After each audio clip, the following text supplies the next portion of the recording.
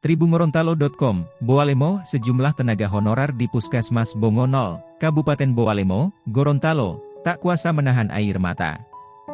Bagaimana tidak, mereka tiba-tiba menerima kabar bahwa status mereka kini tidak lagi diperpanjang sebagai tenaga kesehatan, nakes, gara-gara dirumahkan. Tentu, keputusan itu mengejutkan, terutama para pegawai yang telah lama mengabdikan diri di fasilitas kesehatan tersebut. Hari terakhir mereka mengabdi, diisi dengan saling mengucap salam perpisahan. Juga saling berpelukan. Ada beberapa yang menangis di pojokan puskes. Momen sedih ini terekam dalam sebuah video dan viral di media sosial, medsos, Facebook. Menurut keterangan salah satu honorer yang enggan disebutkan namanya, mereka efektif dirumahkan sejak 1 Januari 2025. Padahal kami sudah bekerja bertahun-tahun di sini, ujarnya dengan suara bergetar. Kebijakan ini disebut-sebut sebagai dampak dari aturan penghapusan tenaga honorer yang mulai diterapkan secara bertahap di berbagai daerah. Para tenaga honorer yang terdampak berharap ada solusi dari pemerintah daerah agar mereka bisa tetap bekerja dan mendapatkan penghasilan.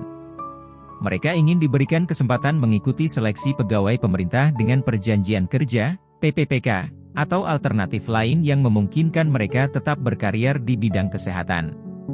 Sebelumnya perlu diketahui, bahwa pemerintah Indonesia secara resmi melarang instansi pemerintah merekrut tenaga honorer baru mulai 1 Januari 2025. Kebijakan ini bertujuan mengurangi ketergantungan terhadap tenaga honorer serta mendorong transformasi tenaga kerja pemerintahan ke arah yang lebih profesional dan terstruktur.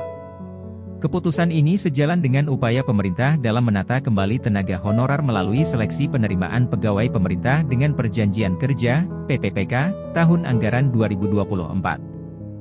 Regulasi terkait telah tertuang dalam Undang-Undang Aparatur Sipil Negara, UASN, Nomor 20 Tahun 2023 serta Surat Edaran Menteri Pan-RB, yang menegaskan pentingnya penguatan sistem manajemen kepegawaian di Indonesia.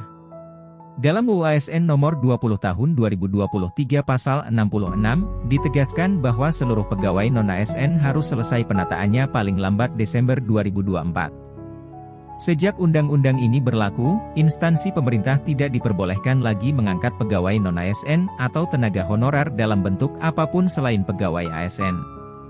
Bahkan, dalam Pasal 65 Ayat 3, disebutkan bahwa instansi pemerintah, PPPK, atau pejabat yang tetap nekat mengangkat tenaga honorer atau pegawai non-ASN untuk mengisi jabatan ASN akan dikenakan sanksi sesuai peraturan yang berlaku.